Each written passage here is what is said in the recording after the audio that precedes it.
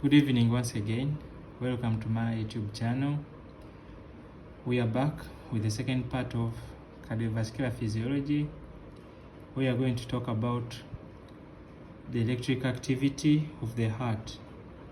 In the first part, we talked about the basic anatomy of the cardiovascular system, especially the heart, where we saw the names and branches of the great vessels, the coronary arteries, the cardiac veins, the vena cava, draining of blood into the heart chambers, the myocardium, both gross and cellular level, the components.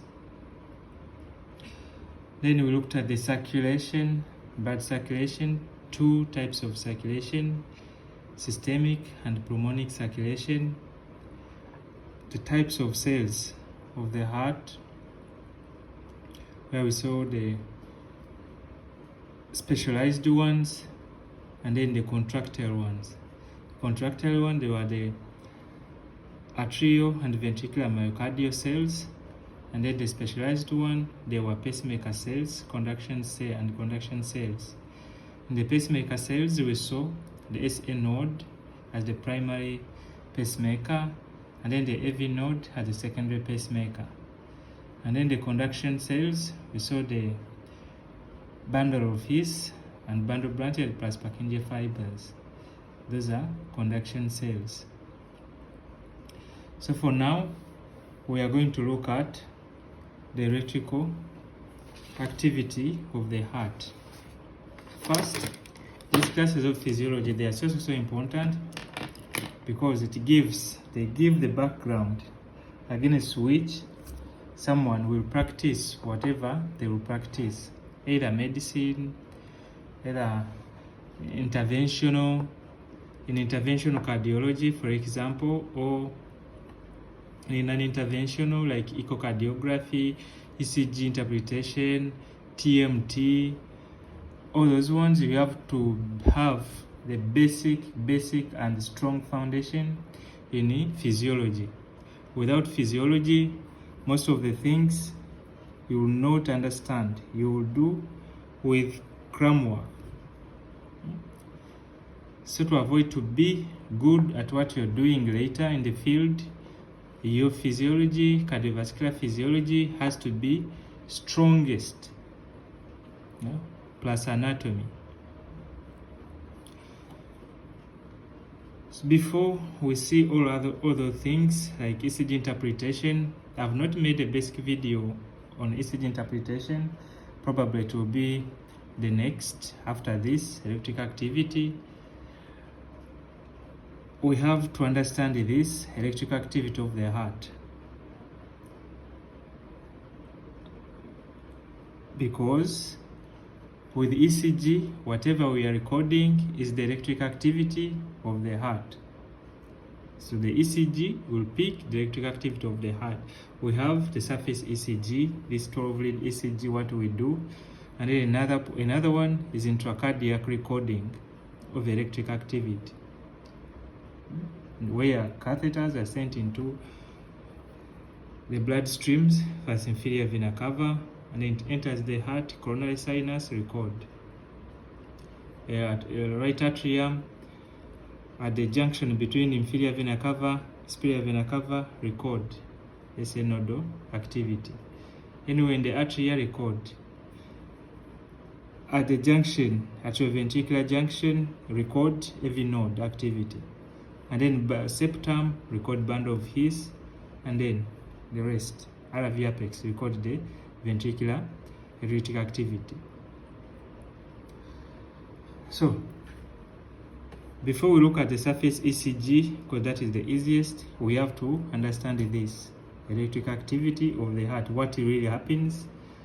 We look at the graphs, the ions that are responsible for that, and so on and so forth. So in simple terms, in simple introduction, that is what we are going to do. So I just request for your maximum attention. Follow, subscribe, hit the notification button so that whenever I put any other video, you are notified. We can start. What is electrical activity of the heart? So like any other cell in the muscle excitable, the heart cells or myocardial cells also have electric activities. But unlike skeletal muscles, cardiac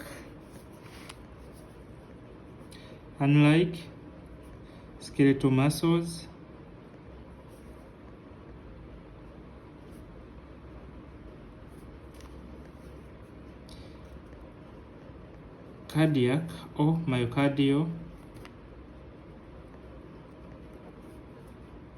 cells do not require any neural input to generate action potentials, to generate electrical activity. Unlike skeletal muscles, myocardial cells do not require neural input, like CNS input, to generate electrical activities. It doesn't. Remember,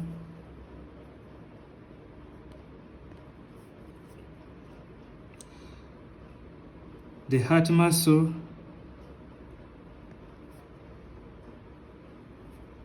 is myogenic. What does it mean? That the heart muscle can generate its own impulses, electrical impulses. It can generate, even if you cut a small piece of myocardium and then place it somewhere,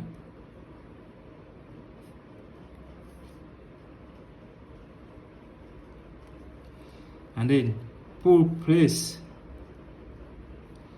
small electrodes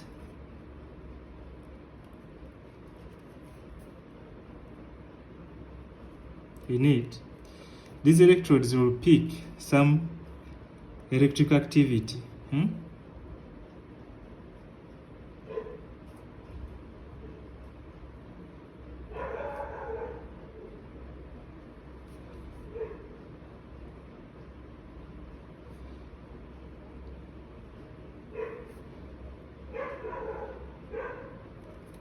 So the heart muscle can generate its own electrical activity or action potentials without any neural input. The neural input is required just to modulate. For example, ANS, both sympathetic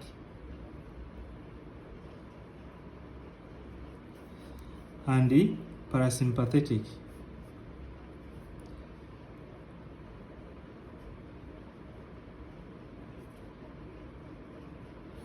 Modulate the electrical activity of the heart, probably most especially the nodal cells. There is a node and every node. Only modulate, but generating action potentials, it is not required. All muscles of the cell, of the heart, of the myocardium, you can say, they have the potential to generate electric activity, whether it is specialized or contractile. They have that potential, and this is why the heart transplant is possible, because there is no neural connection that is required. You put it there, you place the heart there, the new heart in the patient, it will still be able to generate action potential and then contract, even if the nerve is damaged. Yes, that is one thing, or background. Another thing is, what is the action potential about? We're going to see what action potential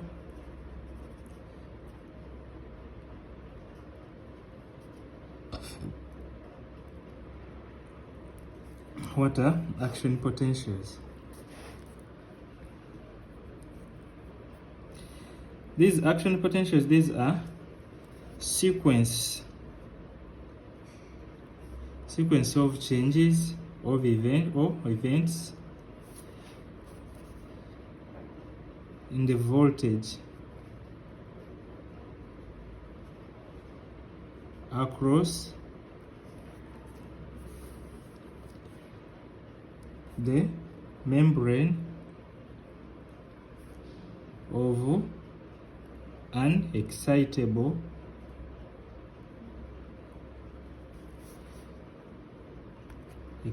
cell. Action potential, they are sequences of changes in the membrane voltage of an excitable cell or across the membrane of an excitable cell. Now, which changes are those?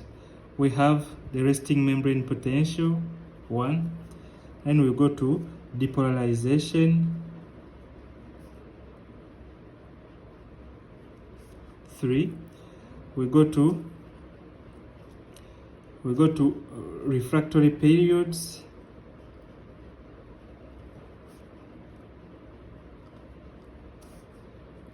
then repolarization,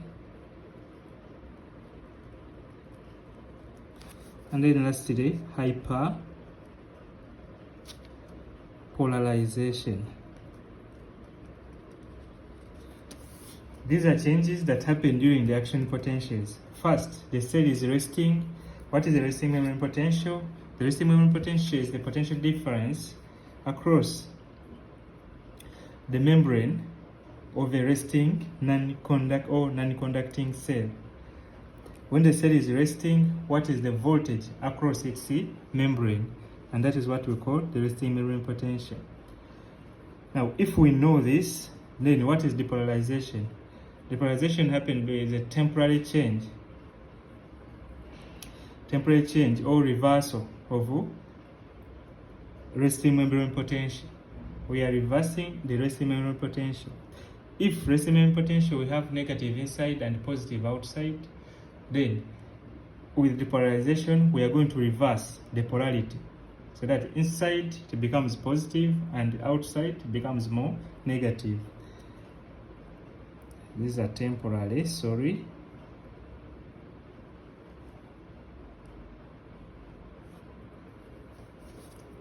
And then what is a refractory period?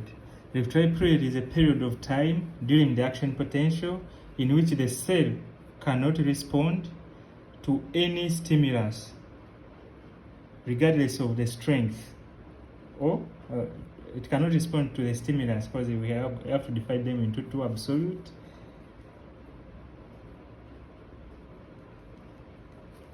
and then relative. So, in a refractory period, the cell cannot respond to any other stimulus because the channels that are responsible for action potential generation, they are not rested. So, before the cell returns to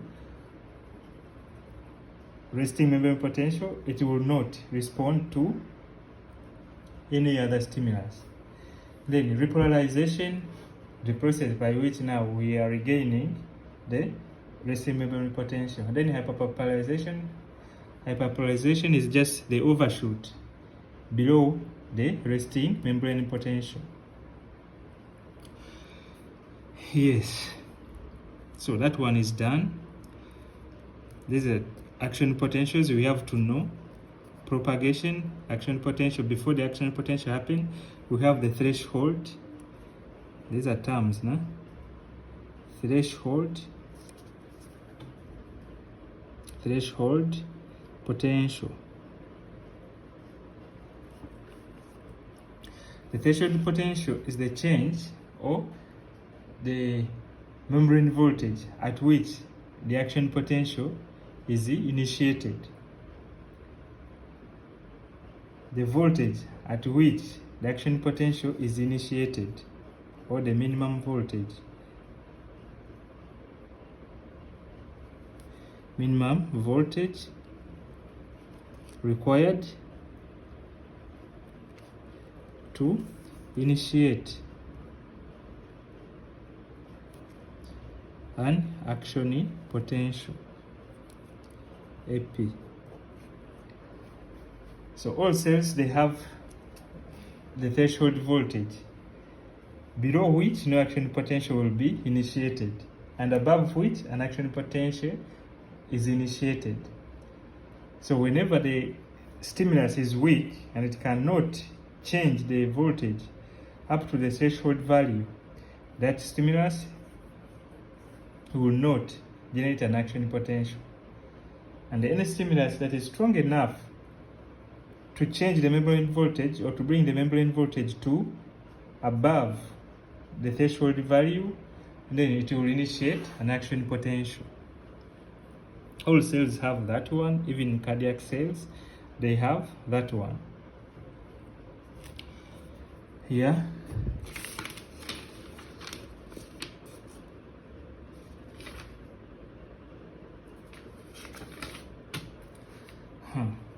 just as a quick reminder or recap, we said types of cells, types of cardiac cells or myocardial cells. We have specialized cells. Those are, we have nodal cells. Okay, let me keep it simple. Nodal cells, in which we have SA and AV, and then we have conduction cells,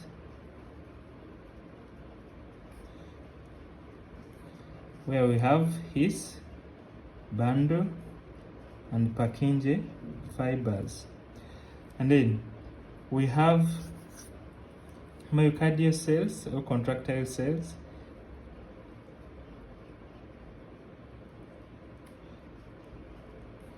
like ventricular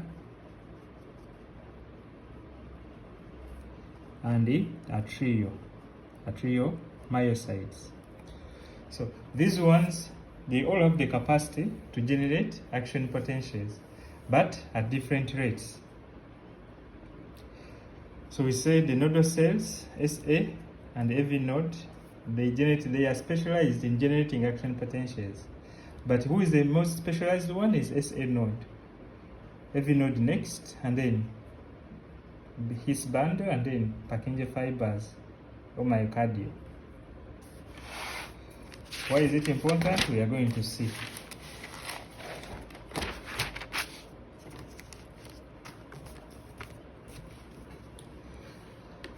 We said in ECG, we are recording the cardiac action potential. So whatever we see on the ECG is what is happening in the heart at that instant. We put the electrodes on the surface and the skin, and then we pick the electric activity within the heart. This is electricity, same way the real electricity work. This is the same way the heart generates that electricity to contract. After action potentials, what is next? Or after depolarization, what is next is muscle contraction, and then repolarization second, third, and then relaxation, muscle relaxation. Those are sequences of events that happens. You depolarize, contract, repolarize, relax, and the cycle continues. It is also important to know the normal ranges of the resting membrane potential of different cells. Yeah, it's important to know the normal ranges of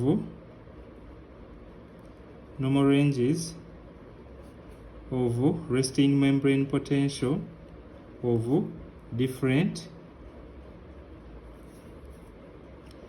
cells in the heart. Now, nodal cells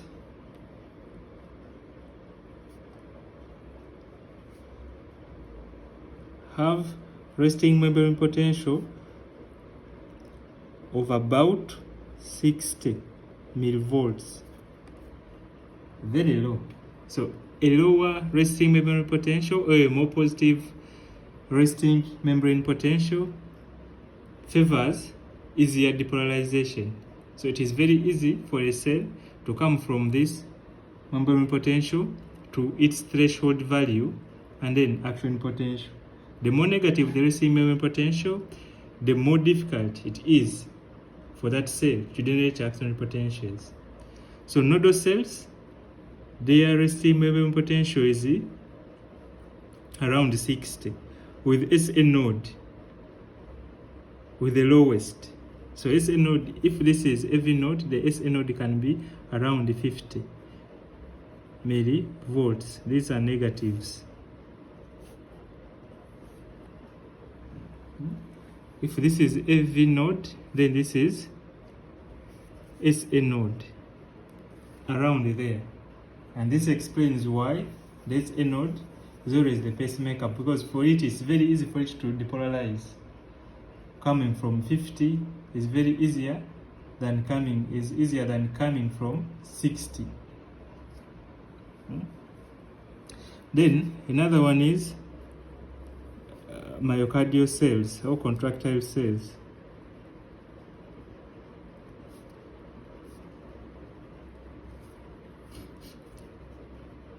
With resting membrane potential of around negative 90 millivolts. Purkinje fibers. Purkinje fibers are the same as myocardial cells. So their resting membrane potential is around 90 millivolts. Very, very hard for them to depolarize and set the pace. Coming from 90 to about 20. Positive 20, negative 9 to positive 20. It is very hard for them. That's why they cannot be the pacemakers unless the primary, secondary pacemakers have failed. That's when they can come in as pacemakers. Otherwise, with these two active, there is no way myocardial cells or contractile cells or Purkinje system can become pacemakers, unless other forms of arrhythmias are there, other triggers like ischemia, if it's there. So very important to know, because from this we get to know who is the primary pacemaker, who is the secondary pacemaker, and who is the tertiary pacemaker. If one fails, who comes next? Then another one, which is a must to know, the speed of conduction of action potentials, both in atria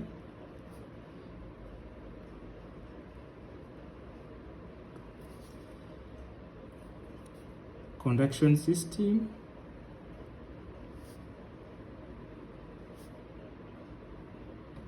and myocardial.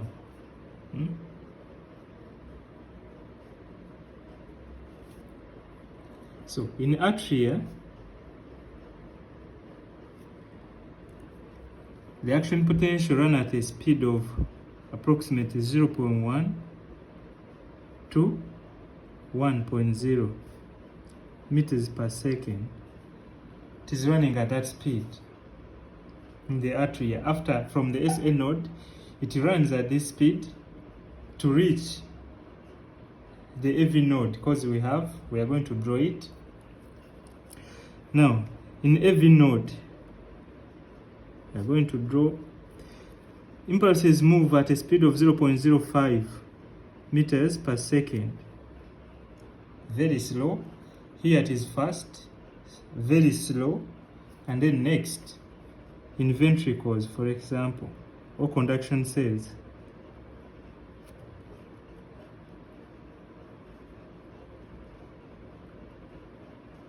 like his bundle branches, and then Purkinje fibers. Impulses conduct at a speed of approximately 4.0 meters per second. From every node, impulses run so fast, so that the ventricles are activated almost at the same time. At the same time, should be at the same time. Now, why this is important? Why this is important? It is important because probably here at the AV node, most especially, this slow speed is necessary physiologically, because it allows ventricles to fill completely. The impulses should be delayed here to allow ventricles to fill. We shall see when in cardiac cycle, if we start looking at it, the phase of the cardiac cycle where this one is applicable. This speed. Also, it is important that impulses should be delayed here, like in case of supraventricular tachycardia, everything should not pass. Some should be blocked. So this AV node is a very good tissue that it has a physiological block.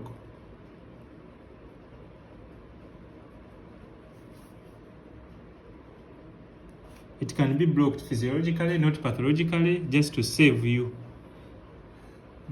Whenever the heart rate is very high, like from supraventricular, the action potential are coming very, very fast.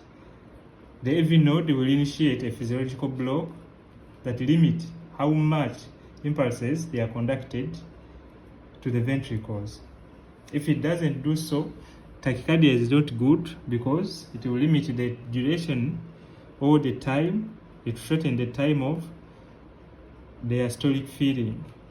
Whenever diastolic filling is limited, then cardiac output is going to be reduced, or stroke volume reduced, and then cardiac output reduced.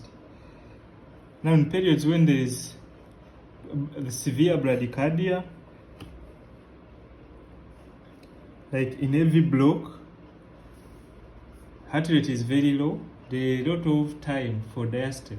So the heart there fills completely, and then where stroke volume is increased and heart rate is very low. So the cardiac output can be maintained under that circumstance. But in tachycardia, it is limited. Yeah, that is one thing. You have to know this. What is the primary pacemaker? What is the next in command? And what is the third in command? You have to know the membrane, resting membrane potentials, because from there we get to know the primary pacemaker. Now next is going to be the cells themselves. The cells. If this is AV node, SA node, I promise you to draw it.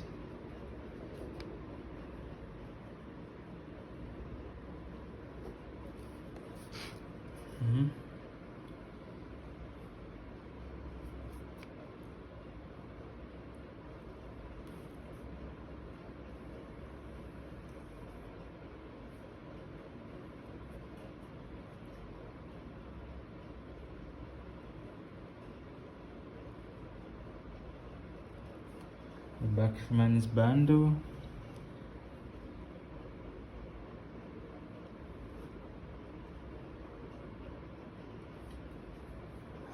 This is the conduction system where you have the SA node with this conduction intrinsic rate which is 60 to 100 intrinsic rate of firing. And then we go to AV node with intrinsic rate of 40 to 60. Then we go to Purkinje fibers with this intrinsic rate around 15 to 40 or 20 to 40. That are Purkinje fibers. So speed of conduction here, speed of impulse conduction here within these cells is around 0.1 to 1.0 meters per second. When we go to AV node, the impulses will move around at 0.05 meters per second. When you go elsewhere, this side, the impulses will move around 4 meters per second conduction speed.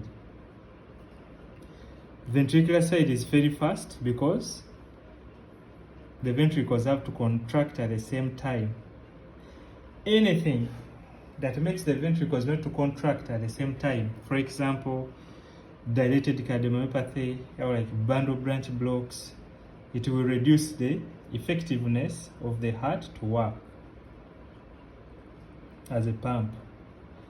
Remember, in the first part 1, we said what is the function of the heart.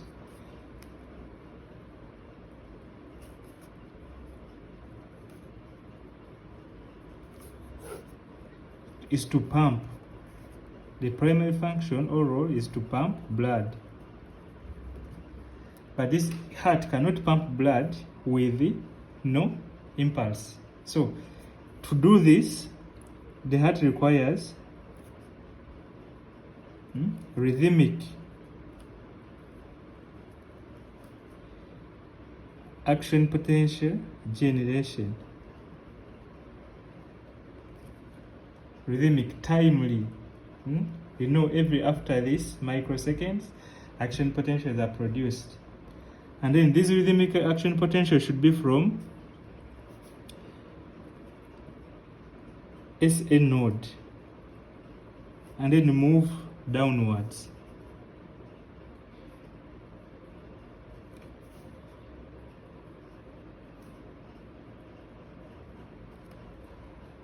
For the heart to act as the pump, very well pumping blood, it should have action potentials first, should depolarize, and this polarization should be sequential. From SA node, the artery is depolarized first to AV node, and then impulses pass through the AV node to the ventricles, and now the ventricles pump. So when the arteries are depolarized, they contract. And by the time they are contracting, impulses are moving in the AV node.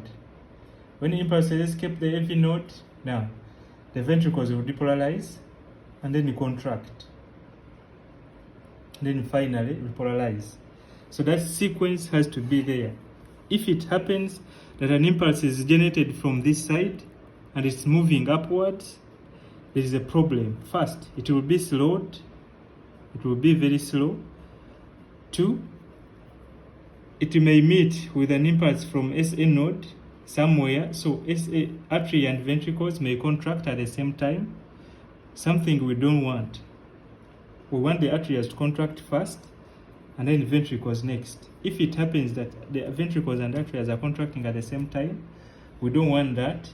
So this thing called ejection fraction will be reduced. In cardiology, we use this to monitor the cardiac function or the pump function of the heart. And we are not bothered about the right ventricle because the pulmonic circulation is very short. We monitor that one of the left side, left ventricle. So anything disturbing this or any disturbance in the site of impulse generation, speed of conduction, a block is there, or abnormal, very many impulses are being generated, all those ones will affect or reduce ejection fraction and thus poor cardiac function.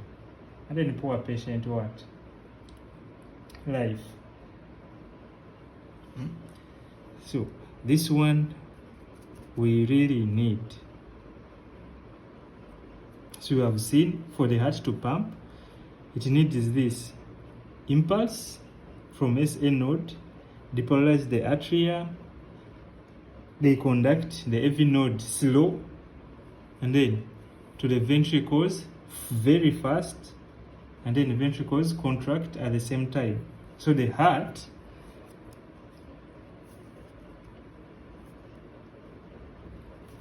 works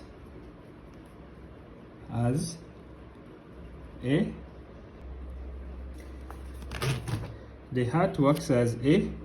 functional syncytium. What is a syncytium again? A syncytium, these are a group of cells that shares, or group of cells or tissue that share same nucleus, they function as a unit because of a shared nucleus during cell division or connected, structurally connected. For example, the heart, they are different cells, but they are connected structurally through gap junctions. So when the impulses come here, it is very easy for one cell to depolarize the entire myocardium because of the presence of gap junctions. What do gap junctions do? We said that one already, that gap junctions, they are continuation of extracellular fluid with the intracellular fluid. So when an impulse comes, the ions, they are responsible for action potential generation. They can move from one cell to another, from extracellular into the intracellular of one cell, and now they can move into the other very easily, and with that speed, with that ease of movement of ions, the impulse can, or the action potential can move the entire myocardium within a few milliseconds. What is the result? The result is a spontaneous or a synchronous contraction of the heart. First, the atria, both left and right, they contract at the same time, and then ventricles right and left, they contract at the same time. So the heart is a functional syncytium. We have in embryology, we have a syncytial trophoblast, that is a structural syncytium, where the cells by cell division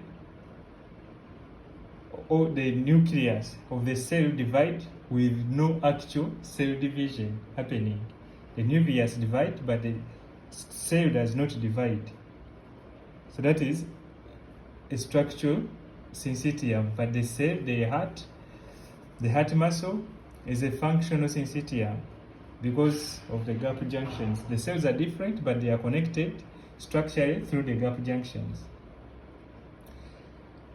The gap junctions assist or help in the faster conduction of impulses. Why? Because it allows movement of ions from cell to cell. Which ions? That's what we are going to see next. Yeah. Ions responsible for action potential.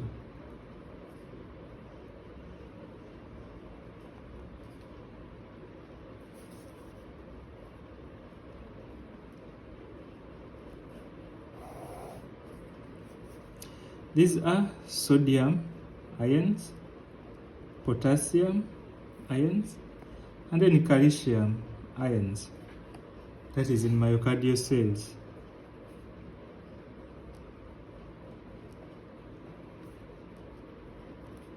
But in skeletal muscle, calcium no.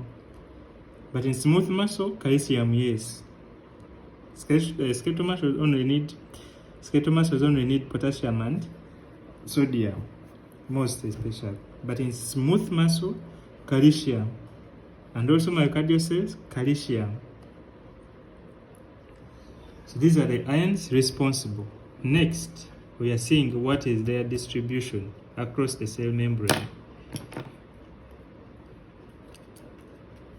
You have to know these ions because on the basis of drugs, in case the abnormal action potential generations, like in tachycardias, arrhythmias are there, all drugs, they're going to affect these ions, like calcium channel blockers, potassium channel openers, or sodium channel blockers. All those antiarrhythmic drugs, they are going to be acting on calcium, sodium, and potassium. Even if it works on a molecular level, at a molecular level like ivabradine, still it's going to be affecting the ion at the end.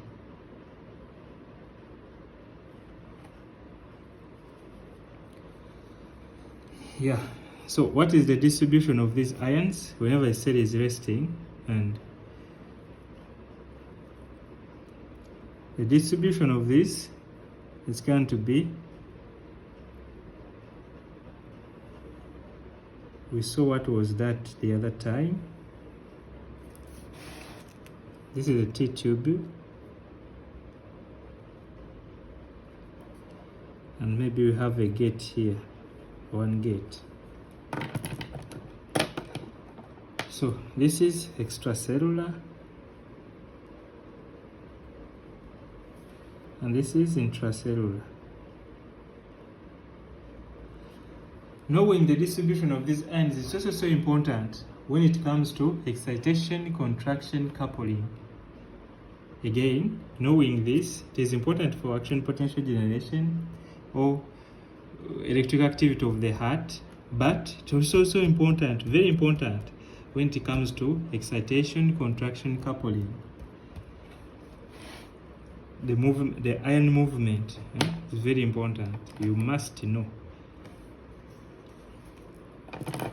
So what do we have? Sodium is ever high, our extracellular, high sodium content, and low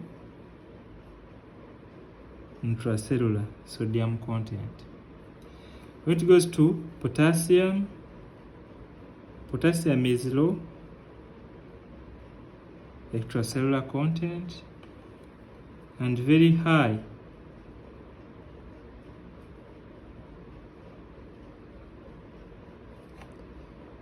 intracellularly. What of calcium?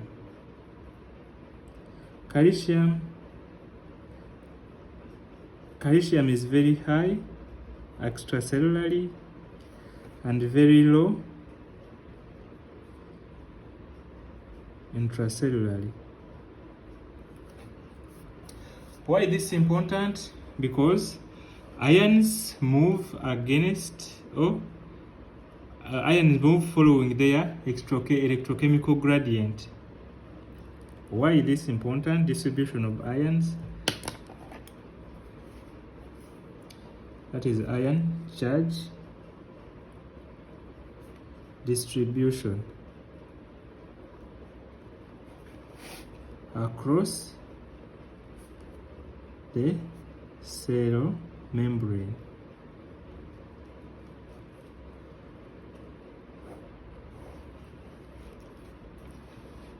Why is it important? Because ions move following their electrochemical gradient. If it is more inside, then it will tend to move outside. If it is more outside, it will always fight to enter inside. That is it, and that is the action potential. Whenever a threshold value is reached for these ions to move, one, why? No ion distribution. We want to know because ions move following their electrochemical gradient. So what is it? What is the first in you knowing this? We want to know at what instant what ion is moving. What instant, at what instant, and what ion is moving, is responsible for something. If you know that at resting membrane potential, outside is relatively positive, like you know that, like outside is relatively positive because of many positive ions, and inside is relatively negative because of many negatively charged ions and negatively charged proteins and phosphates inside. So if we are to change or at depolarization, and we say at depolarization, the charge is going to change, that inside it will become positive and outside negative. What should happen? We should have positively charged ions moving inside, but not all of them will move. One has to move. And which one? The one which with easier means of moving will move fast. And that one will tend to be sodium. Depending on the cell you are talking about, sodium will enter fast. It's positively charged. And if when it's entering, we should have or something else happening. But it may not happen, but we shall have only one because we are trying to make this one positive. Positive ions will stay inside, and positive ions will enter inside also. So positive ions will come inside with some positive ions staying inside. We shall generate a positive charge inside, and since we are removing positive charge from outside, the outside will turn negative because positive charge has been removed. If you want to establish or to repolarize or to regain the resting memory potential, then you should have positive ions moving out and bringing some negative ions inside. But do you actually bring? You may find no, we are not bringing any negative charge. It's very hard for negatively charged ions to cross the membrane. So you are finding that we are taking away positive charge outside to any repolarization. So if you take out positive charge outside, what will remain inside? It will be negative. You'll be attaining a negative.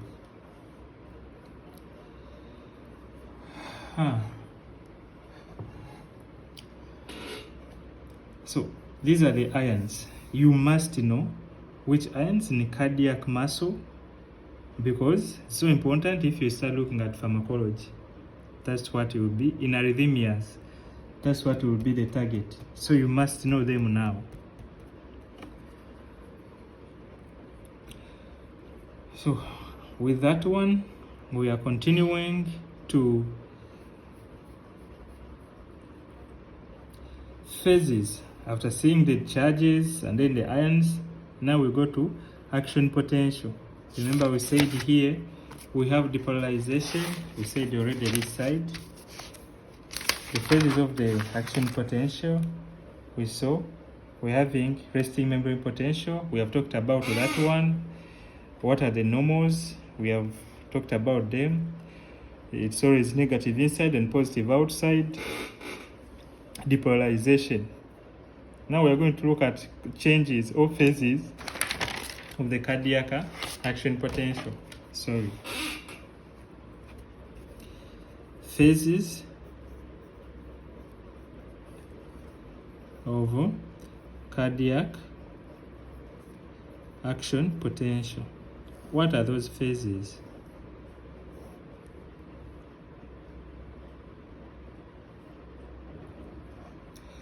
The phases of the cardiac action potentials are, depending on the cell, for nodal cells, we have phases 0, 2, phases 0, 3, and 4.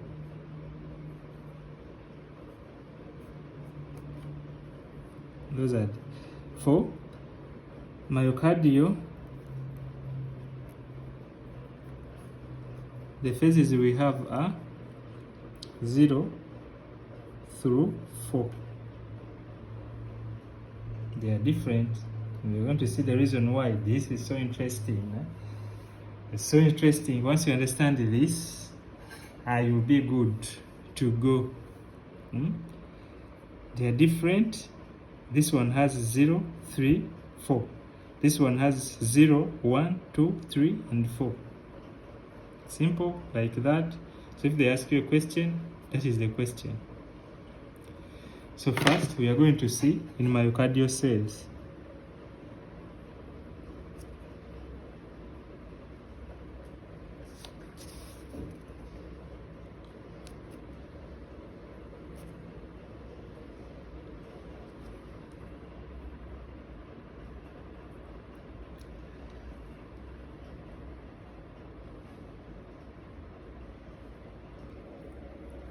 So next part, we are starting from myocardial cell action potentials.